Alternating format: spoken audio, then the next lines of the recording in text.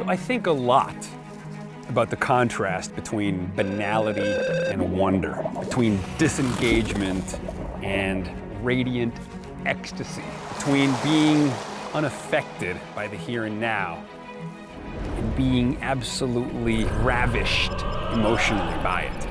And I think one of the problems for human beings is mental habits. Once we create a comfort zone, we rarely step outside of that comfort zone. But the consequence of that is a phenomenon known as hedonic adaptation.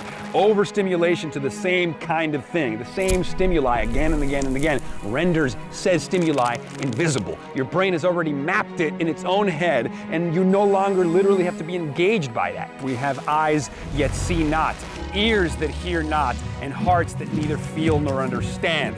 There's a great book called The Wondering Brain that says that one of the ways that we elicit wonder is by scrambling the self temporarily so that the world can seep in. You know, Henry Miller says even a blade of grass, when given proper attention, becomes an infinitely magnificent world in itself, you know. Darwin said attention, if sudden and close, graduates into surprise, and this into astonishment, and this into stupefied amazement.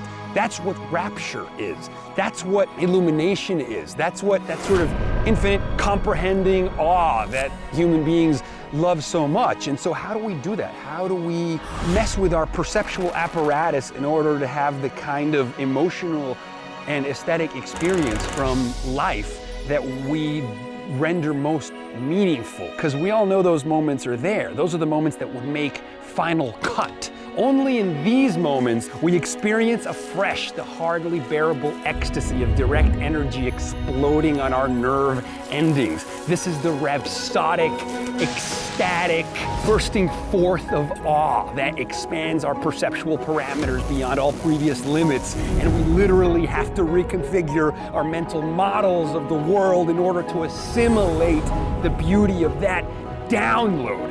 That is what it means to be inspired. The Greek root of the term means to breathe in, to take it in.